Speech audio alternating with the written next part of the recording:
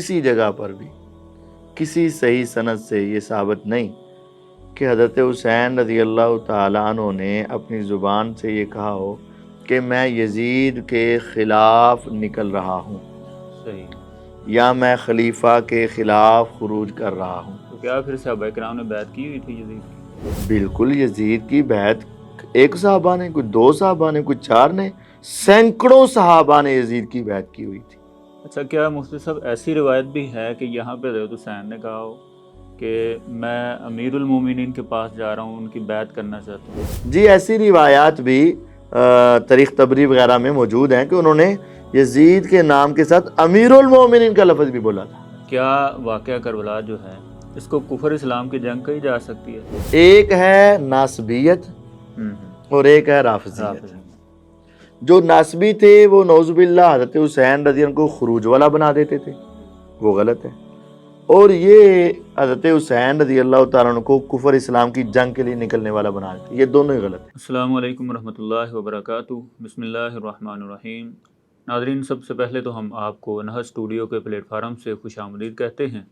تو میں ہوں آپ کا ہوسٹ عمر جرار اور میرے ساتھ موجود ہیں مفتی عتیق الرحمان علوی صاحب.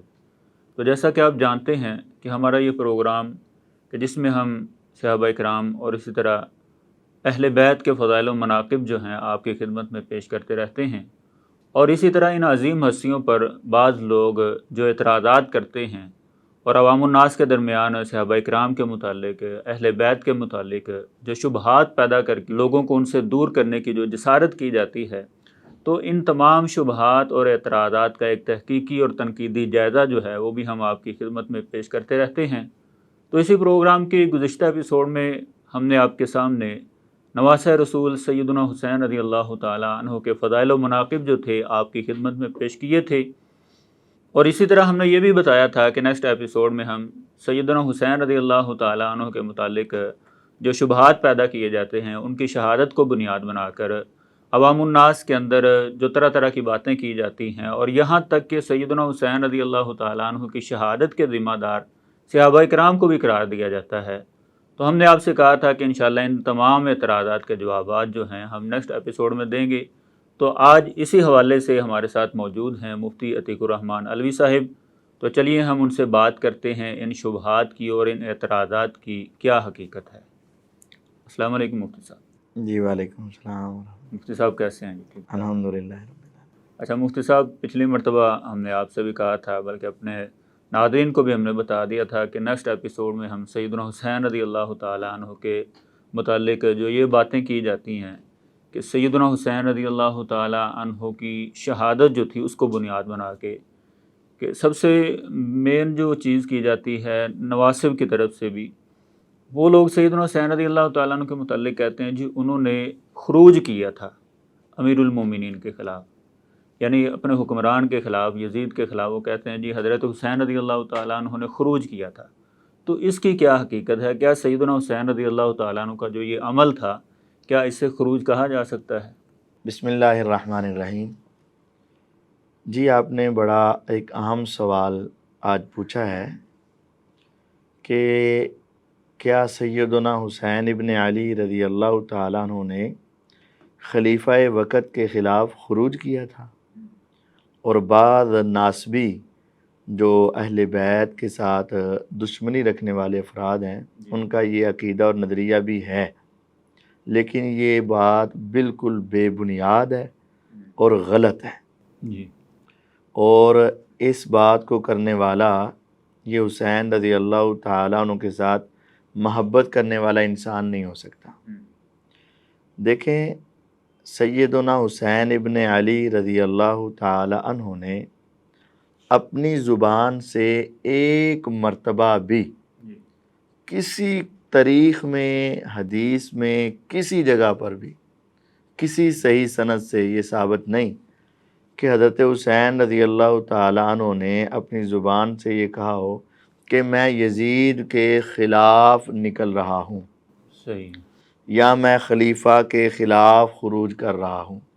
یا مدینہ سے جو میرا مکہ کا سفر تھا اور مکہ سے جو پہلے کوفے کے ارادے سے نکلے اور بعد میں کربلا میں گئے، تو یہ جو سفر کیا ہے انہوں نے، اس سفر کا مقصود کیا ہے، جی اس کا مطلوب کیا ہے، کس کے حق میں ہے یا کس کے خلاف ہے یا کس مقصد کے لیے ہے، انہوں نے خود بیان نہیں کیا، یعنی اپنا ارادہ انہوں نے اپنا ارادہ کسی کو نہیں بتایا۔ جب انہوں نے اپنا ارادہ خود نہیں بتایا، یہ ان کے دل کی بات ہے، اور وہی جانتے تھے کہ وہ کس مقصد کے لیے کہاں جا رہے ہیں اور کیوں جا رہے ہیں۔ اب ہمارے لیے یہ ہے کہ ہم ان کے بارے میں حسن ظن رکھیں۔ ٹھیک اگر انسان اچھا گمان رکھے گا تو اس کے اندر اہل بیت کی محبت نظر آئے گی، اور اگر برا گمان رکھے گا تو اس کے اندر اہل بیت کی نفرت نظر آئے گی۔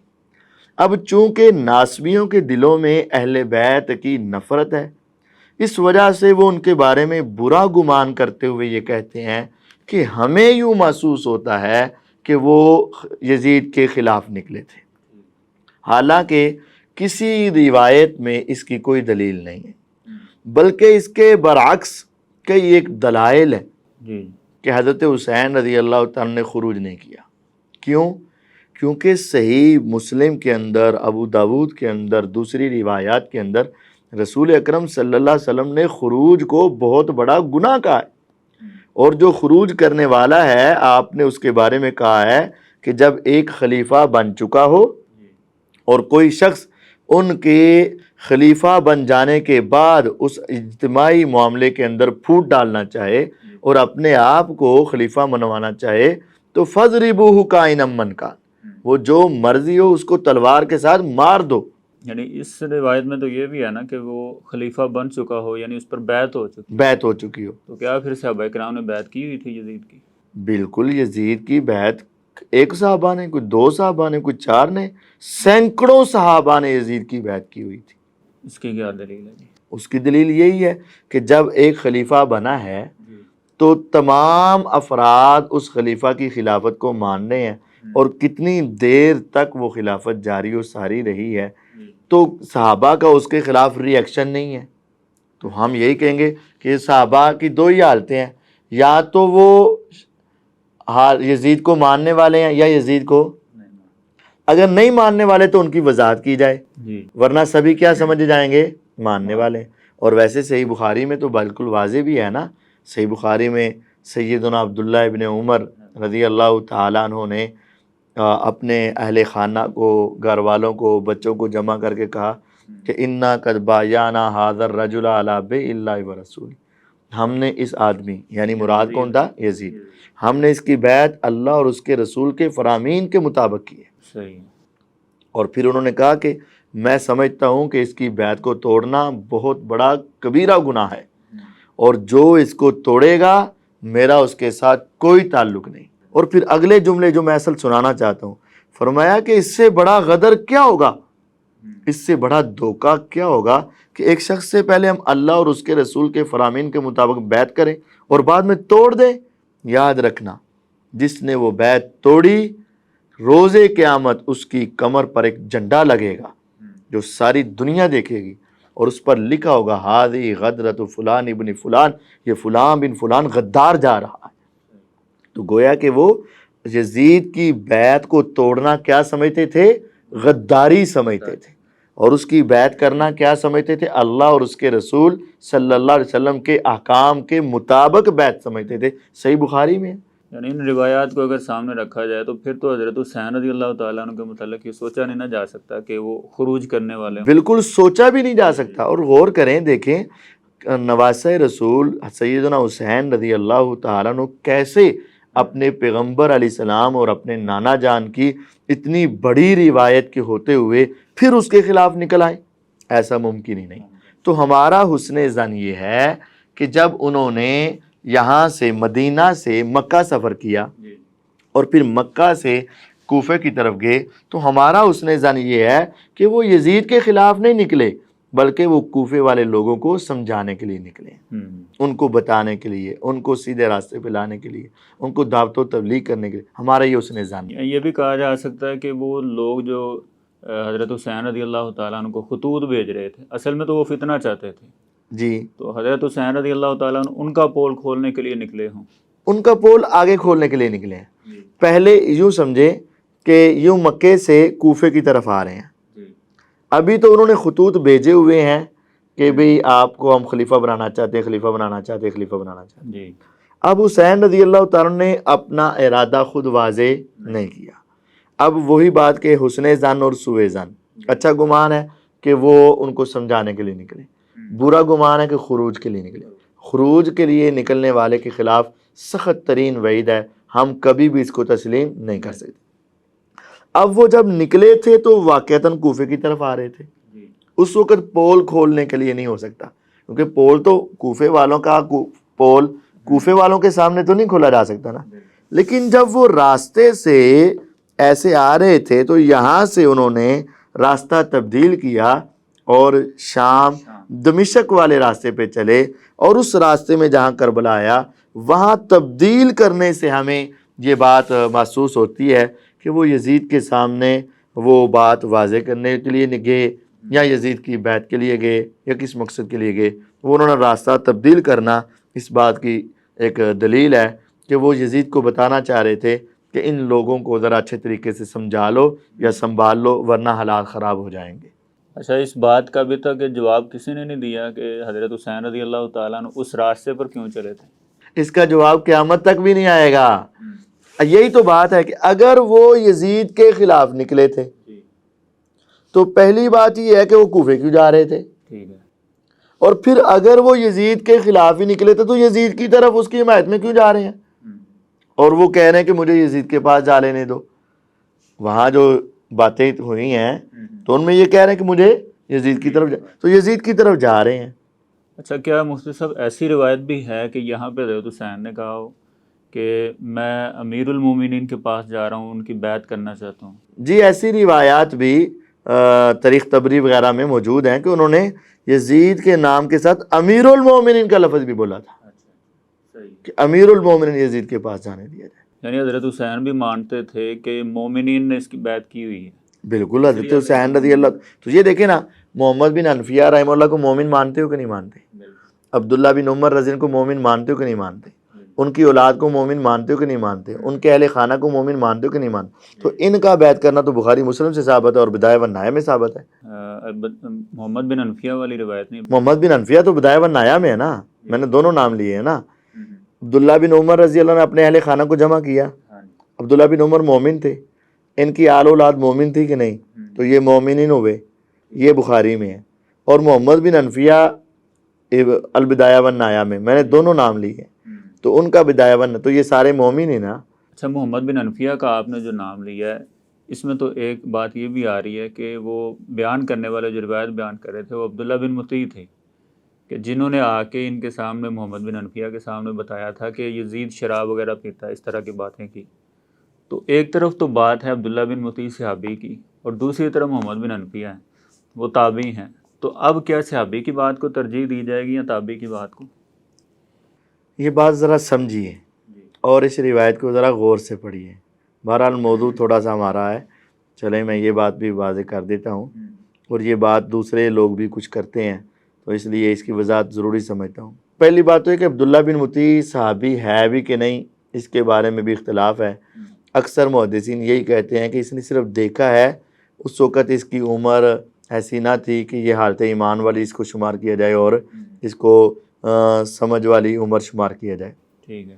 دوسری بات یہ جو اس سے بھی بڑا پوائنٹ اور قابل غور ہے کہ عبداللہ بن مطیع نے جب یہ بات کہی کہ یزید شرابی ہے اور فلاں فلاں ہے، تو محمد بن حنفیہ رحمہ اللہ نے آگے سے ان سے ایک سوال کیا تھا کہ کیا تم نے خود یزید کو یہ کام کرتے دیکھا ہے؟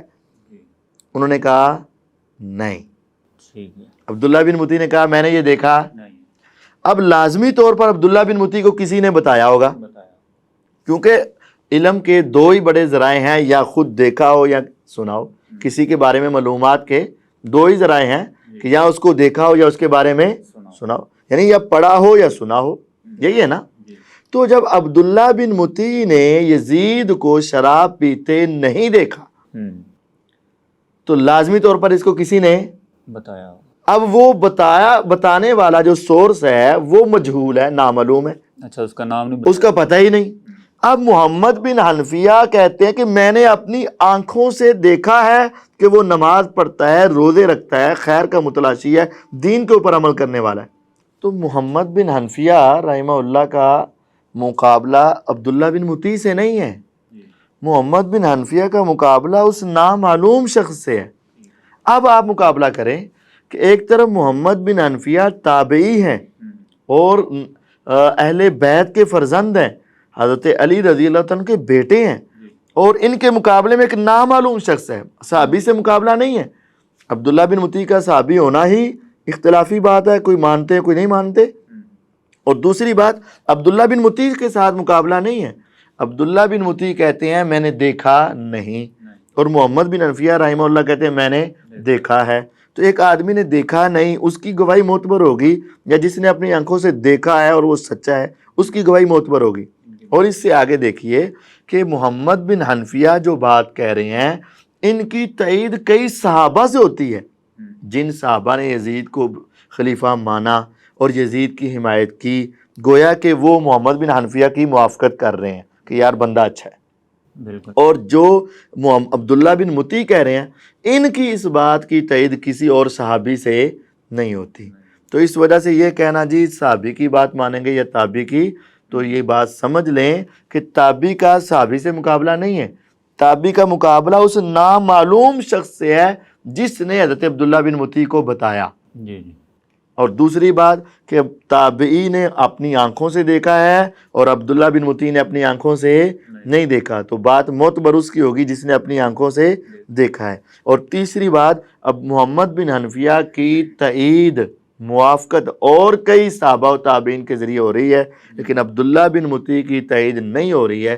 اس وجہ سے اس موقع پر محمد بن حنفیہ کی گواہی قبول ہوگی اور عبداللہ بن مطیع کی گواہی قبول نہیں ہوگی۔ اچھا مفتی صاحب، اگلا سوال یہ ہے کہ کیا واقعہ کربلا جو ہے اس کو کفر اسلام کی جنگ کہی جا سکتی ہے؟ جیسا کہ بعض خطباء بھی یہ بات کرتے ہیں کہ وہ جی کیسر و کسریٰ کا نظام چلتا آ رہا تھا، اس کو ختم کرنے کے لیے حضرت حسین نکلے تھے، یعنی سیدھا یہ کہنا چاہتے ہیں کہ یہ کفر اسلام کی جنگ تھی، تو اس کی کیا حقیقت ہے؟ یہ بالکل غلط ہے، یہ دونوں انتہائی غلط ہیں۔ ایک ہے ناسبیت اور ایک ہے رافضیت۔ جو ناسبی تھے وہ نعوذ باللہ حضرت حسین رضی اللہ عنہ کو خروج والا بنا دیتے تھے، وہ غلط ہے۔ اور یہ حضرت حسین رضی اللہ تعالیٰ عنہ کو کفر اسلام کی جنگ کے لیے نکلنے والا بنا دیتے، یہ دونوں ہی غلط ہیں۔ اب دیکھیں، غور کریں، سیدنا حسین ابن علی رضی اللہ تعالی عنہما نے کبھی بھی نہیں بتایا کہ میں تو اسلام کے بلند کرنے کے لیے جا رہا ہوں۔ تو جب انہوں نے کبھی نہیں بتایا تو ہم اپنی مرضی سے ان کا ارادہ اور مقصد کیسے بیان کر سکتے ہیں؟ دوسری بڑی قابل غور بات ہے، اگر وہ کفر اور اسلام کی جنگ تھی تو حضرت حسین رضی اللہ تعالیٰ اسلام کی طرف سے تھے، تو نعوذ باللہ یزید اور اس کے ساتھی پھر کیا ہو گئے؟ کفر کی طرف۔ تو یزید کے ساتھی بھی تو عبداللہ بن عمر ہے، تو نعوذ باللہ عبداللہ بن عمر کفر کی طرف جاؤ گے؟ وہ اپنے خاندان کو جمع کر رہے ہیں، کیا ان کو کفر کی طرف کہو گے؟ اور جتنے صحابہ و تابعین نے ان کی بیعت کی، کیا نعوذ باللہ سب کو کافر شمار کر لیا جائے گا؟ اور اگر وہ کافر تھے تو اس وقت مسلمانوں کا خلیفہ کون تھا؟ اور کیا حضرت معاویہ رضی اللہ عنہ نے اپنے کافر بیٹے کو خلافت دے دی تھی؟ یہ ساری باتیں قابل غور۔ اس سے اگلی بات، اب دیکھیں، اگر کفر اسلام کی جنگ ہو جی تو حضرت حسین رضی اللہ تعالیٰ عنہ کو چاہیے تو یہ تھا نا کہ اب بہت بڑی جنگ ہونی ہے اور بہت بڑے کفر اسلام کے مارکے ہونے ہیں، تو وہ حج کا موقع تھا، 8 ذوالحجہ کو وہ مکہ سے کوفے کی طرف روانہ ہو رہے ہیں، تو ان کو چاہیے تھا 8 ذوالحجہ کو مینا میں جاتے اور 9 ذوالحجہ کو عرفات میں جاتے، اور وہاں سے سارے لوگوں کے سامنے کھڑے ہوتے، دعوت دیتے اور اپنا پیغام پہنچاتے کہ لوگوں میں کفر کے سامنے کھڑے ہونے لگا ہوں، لیکن ہماری تعداد کم ہے، تم سارے مل کر ہمارا ساتھ دینا اور ہمارا پیغام دنیا کے کناروں تک پہنچا دینا۔ انہوں نے ساری دنیا سے لوگ آئے ہوتے تھے، ساری دنیا سے لوگ آئے ہوتے تھے۔ اس وقت کا سب سے بڑا سوشل میڈیا وہی تھا، اس کو استعمال کرنا چاہیے تھا۔ اور پھر اس سے آگے، اگر کفر اسلام کی جنگ ہو تو جو مسلمانوں کی طرف سے نکل رہا ہو اس کا ساتھ دینا چاہیے یا نہیں؟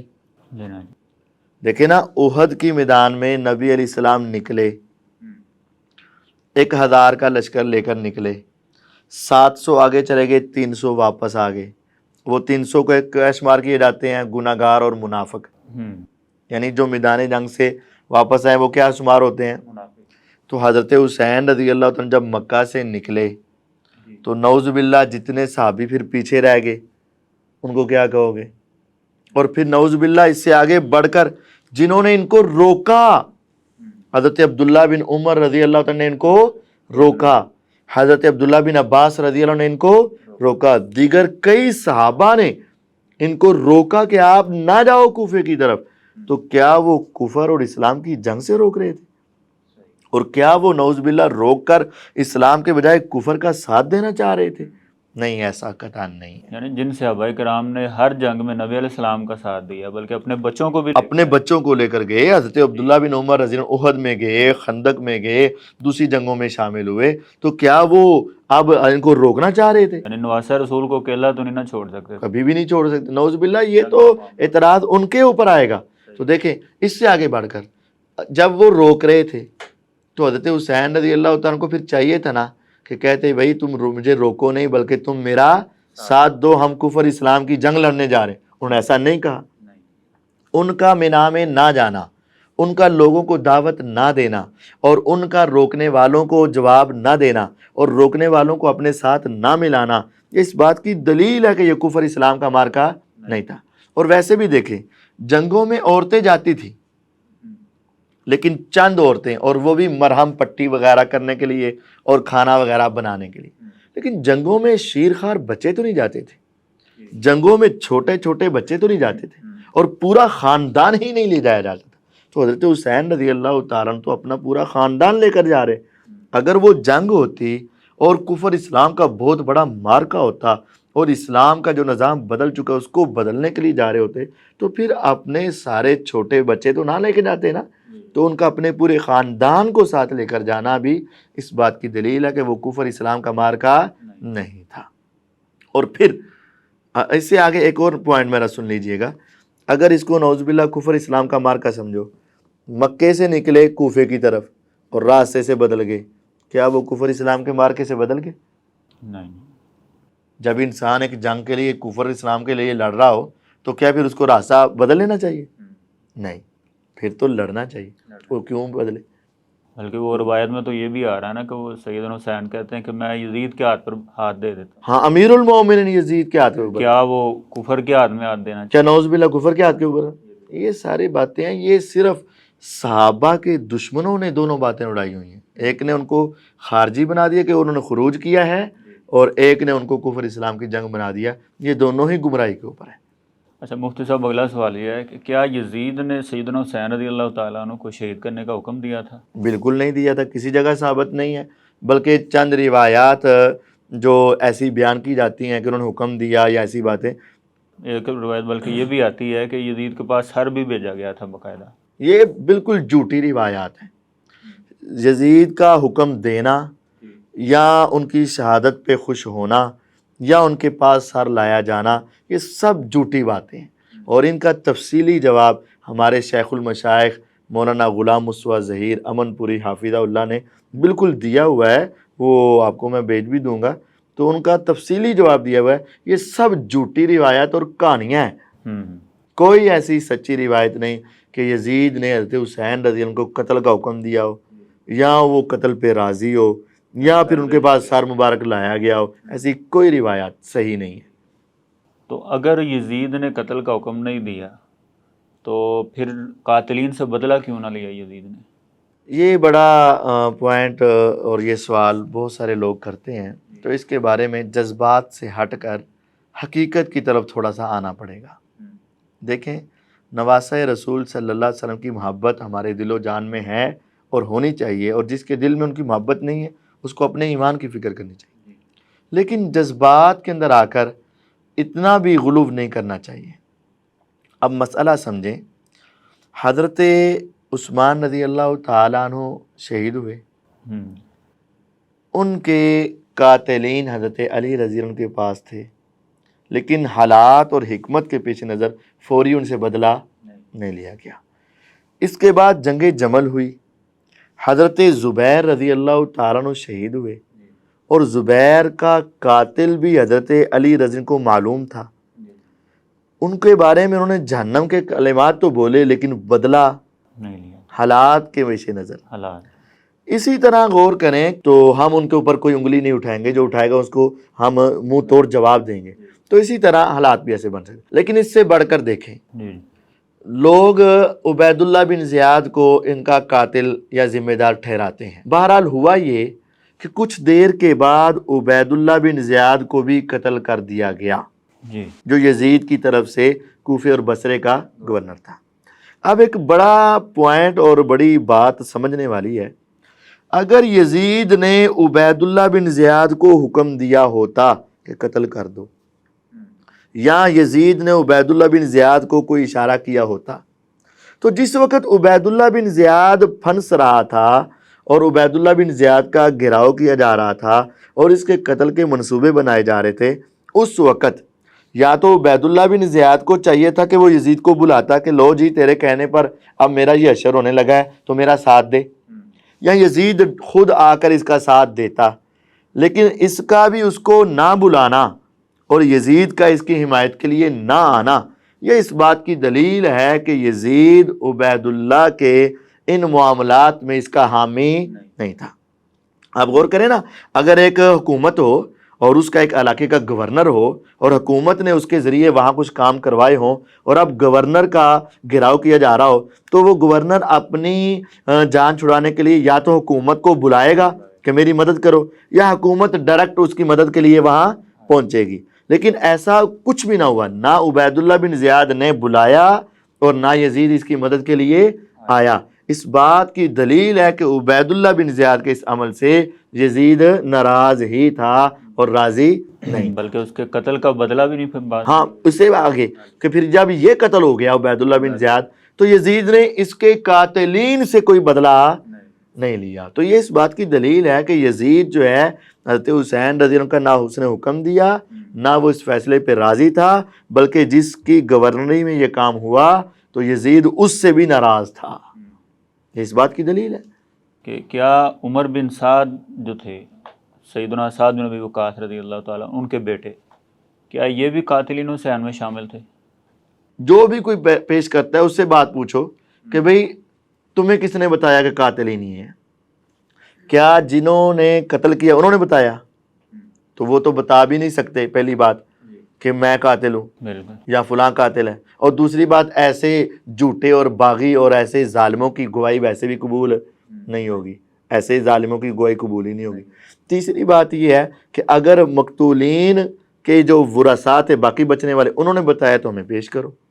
تو کسی ایک صحیح سند میں بھی یہ قاتلین کا یا واقعہ کربلا کا پورا اس وقت کا پس منظر اور جو منظر تھا وہ کسی ایک بھی اس میں شریک ہونے والے اہل بیت نے بیان نہیں کیا۔ تو کس کو پتہ چل گیا عمر بن سعد قاتل ہے؟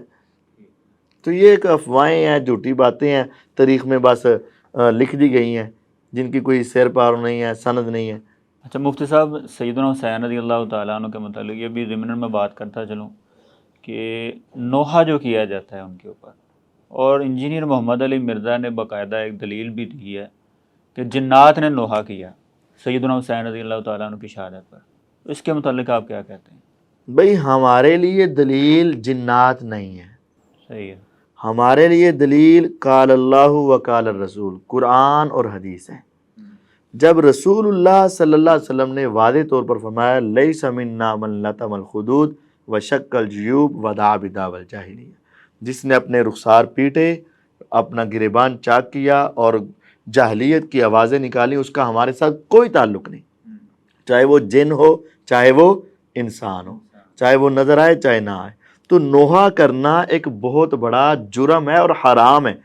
اب مرزا صاحب یہ کہیں کہ جنہوں نے نوحہ کیا لہذا ہمارے لیے حلال ہے، تو یہ تو بہت بڑی جسارت ہوگی نا۔ ہمارے لیے دلیل نہ بابے ہیں اور نہ ہمارے لیے دلیل جن ہیں، ہمارے لیے دلیل قرآن اور حدیث ہے۔ تو کیا نوحے کو یہ بھی تو کہا جا سکتا ہے کہ جنات رو رہے تھے؟ اب اس سے اگلا سوال میں یہی پوچھنے والا تھا آپ سے کہ ام سلمہ رضی اللہ عنہا کی یہ روایت پیش کی ہے کہ انہوں نے جنات کو نوحہ کرتے ہوئے سنا، تو نوحہ سنا جاتا ہے کہ نوحہ دیکھا جاتا ہے؟